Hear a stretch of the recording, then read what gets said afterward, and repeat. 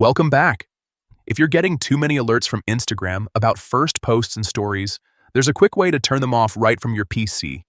Let's walk through it step by step so you can take back control of your notifications. First, go ahead and open the Instagram app on your PC. Once you're in, look down to the bottom left corner of your screen. You'll see three horizontal lines there. Click on those lines to open up the menu.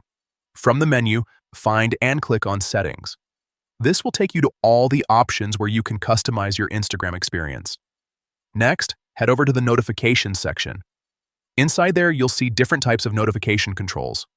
What you want to do here is click on Push Notifications. This is where Instagram lets you decide exactly what alerts you want to receive. Now scroll down until you find the option labeled First Posts and Stories. This is the setting that controls notifications when someone you follow shares their first post in a while or uploads a story. To stop these alerts, simply select Off.